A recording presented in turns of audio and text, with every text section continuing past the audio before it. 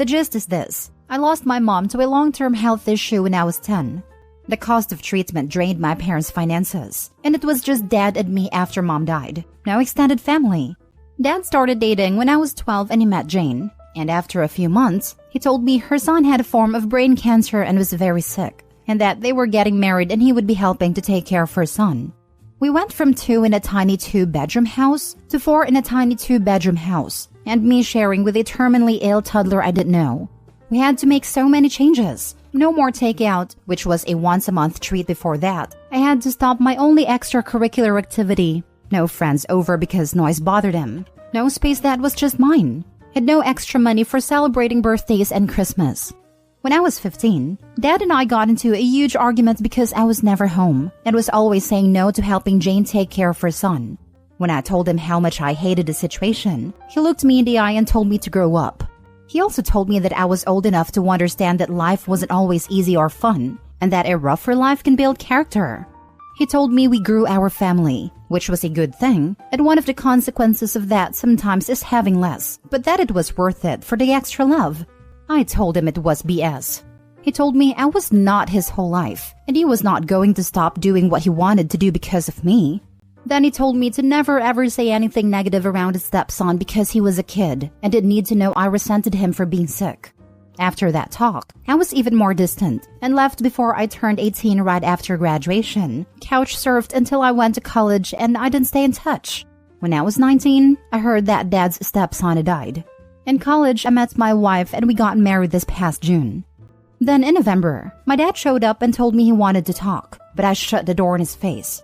He kept showing up where I was to talk, and after getting annoyed with him, I agreed to meet him for coffee. He told me how he'd ended up divorced from Jane, and how his stepson had died, and he looked disappointed when he learned I knew. Then he told me how he'd been struggling a lot and how he was hoping I could help him out. I laughed in his face and told him he had some nerve. He mentioned how he'd spent a lot of money on finding me and he wanted us to repair things, but he also needed my help. I told him no way. He became angry and told me he was my dad and was always there for me and I owed him. I told him I owed him nothing, and I threw most of his words back in his face, including that he needed to grow up and that he was not my whole life and would not stop me from doing what I want.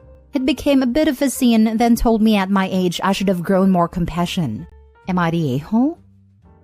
Now for the top comments. Not the a-hole. Your dad sacrificed you so that he could bang. And as things turned out, the family he created wasn't all that real after all. He was just a patsy to help take care of a sick kid. You owe him nothing. Wife probably left as soon as her son was buried. That prospect sounds so real that I stopped. I'm a mom, and if one of my kids died, I wouldn't want to stay married or be able to even look at someone who just threw their child away, when I did everything I could to keep mine alive. Once the haze of it was over, Opie's dad probably disgusted her. It doesn't sound like she was too worried about him throwing his kid away when hers was sick. Not the a-hole. Your dad quite literally showed up after he had nothing left but you. That's a huge red flag, and that's just the tip of the iceberg. My dad is just like this. He left when my mom died at 17 and slept around with other women while she was in the hospital. Then he wasted all her life insurance money in a Rolex, and he's been trying to contact me for years. Last year, I finally agreed to meet with him against my better judgment. And the second thing he said to me after saying I've gotten pretty was that he needed help paying off his car. I immediately stood up and left. Huge not the a-hole, OP. You owe him nothing. Next story. Am I the a-hole for not giving my daughter her education fund money? I, 54 male, have 2 children, 23 female and 21 male, with my wife, 52 female.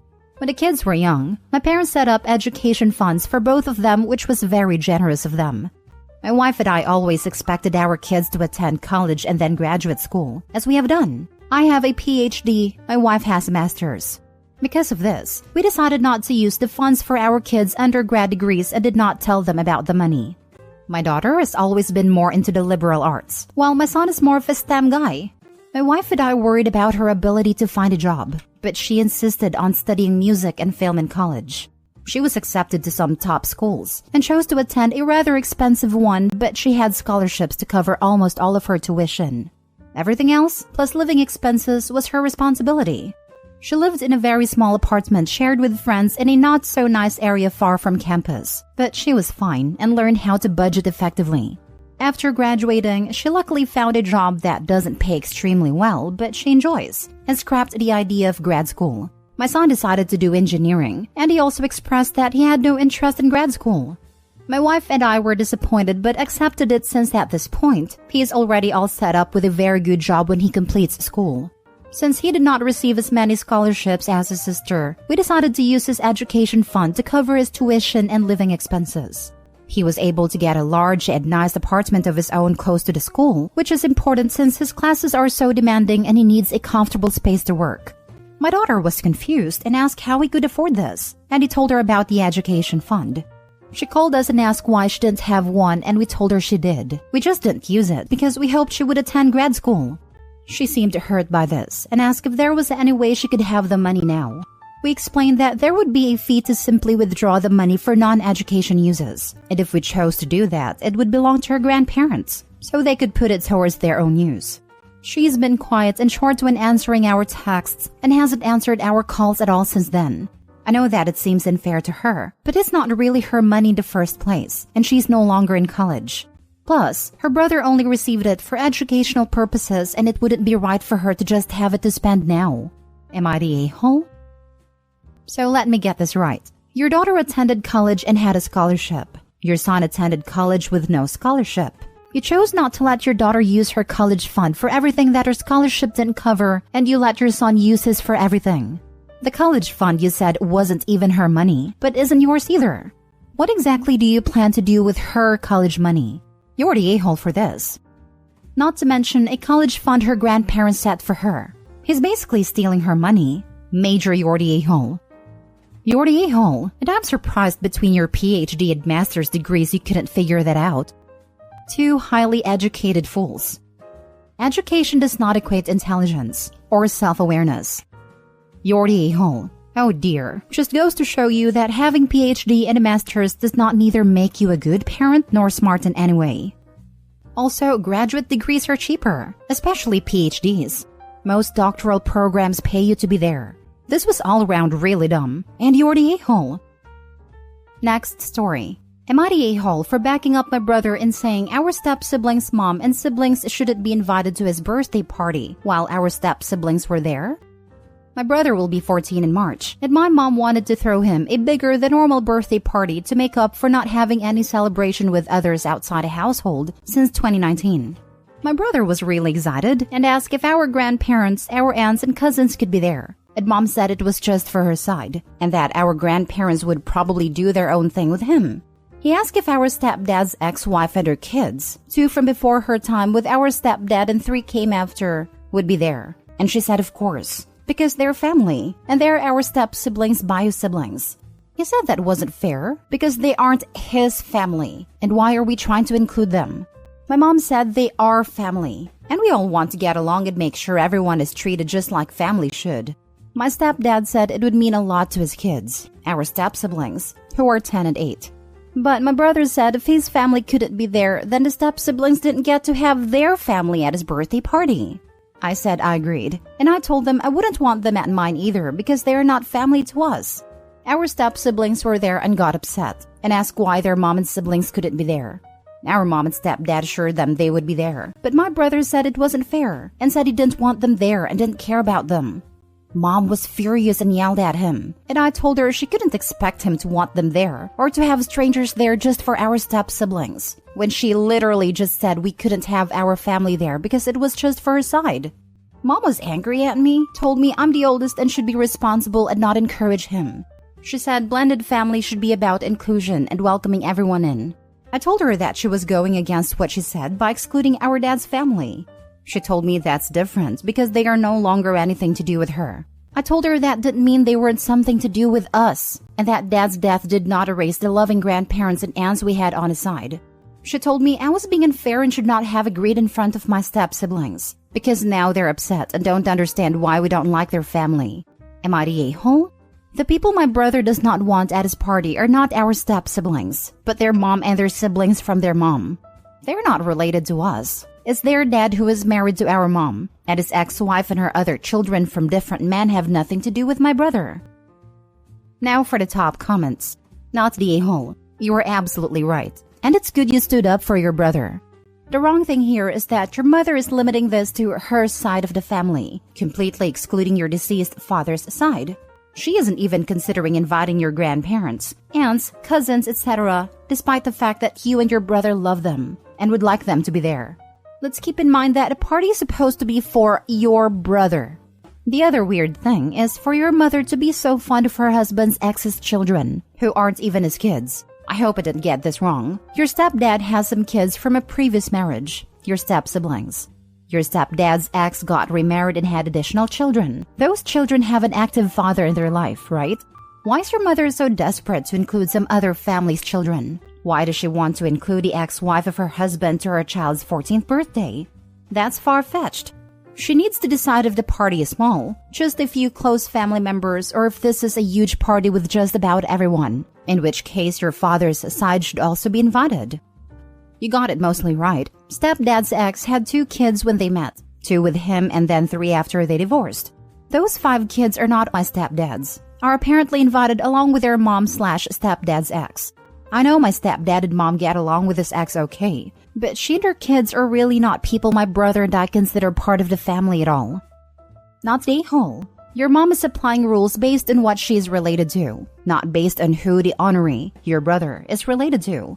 It sounds like there was a blended family due to death, not abuse or neglect or anything, so it seems weird for her to exclude half your family. And she is not even related to them. It is her stepchildren's mother's family. She is honestly just bending backwards to please her husband, which is just ridiculous. Her child's birthday party should have their family. It's more likely she just hates her old in-laws and doesn't want to be around them. She tried disguising this with the "my family only" excuse, but shot herself in the foot by then inviting people who are clearly not her family. She is being an idiot for making dumb excuses. I have no idea whether her dislike for the old in-laws is justified or not, but it would have been better to be upfront. I don't think it's fair to blame her new husband for this situation. Last story. Am I the a-hole for not moving my wedding date? My fiancé and I recently got engaged, and when looking at dates, we realized our anniversary falls on a Saturday this year. Perfect, right? We immediately start planning because it's approximately 9 months out and we have to move quick to pull a wedding together. We told everyone the potential date this weekend and all seemed well. Monday, I get a phone call from my father. He insists that I move the dates because my mother has a yoga retreat that weekend. I tell him that this date means a lot to me and I would prefer to keep it if there was any way to move the retreat. There is, but it's expensive. I offer to pay for this change out of my wedding budget, essentially having the amount that I can spend on the most important event of my life. Yesterday, I was told that they would not be taking my offer to pay to move the retreat, and that we're expected to move the wedding instead. I haven't put money on my venue yet, so they think I should be fine with giving up the chance to marry on a date that means a lot to me. It became a massive fight, and now my parents and I aren't speaking. My father accused me of caring about a date more than I care about my mother. I told him that it felt as though they were choosing yoga over their own daughter. Your parents are prioritizing a yoga retreat over your wedding? I told him that it felt as though they were choosing yoga over their own daughter. They 100% are. Have the wedding without them. Not the a-hole.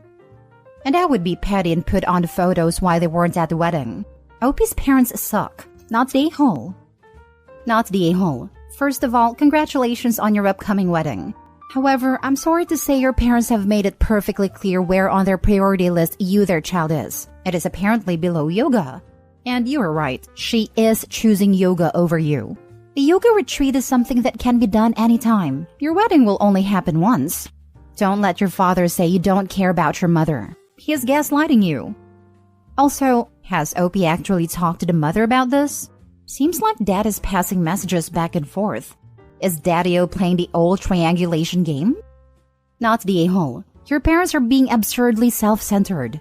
The polite thing for them to do would be to reschedule or cancel the retreat without ever telling you, so as not to impinge on your wedding planning excitement. Just to make sure, because this is honestly so over the top it's baffling to me, is your mom attending the retreat or is she leading it? Attending. They have this retreat yearly, and there is also makeup dates for the classes she would miss. Wow, they want you to move your wedding for something she goes to on a regular basis? You are even more not the a-hole than I thought before. There is no reason that she can't skip something that happens yearly for a unique event. Like someone else said, they shouldn't have even mentioned it to you.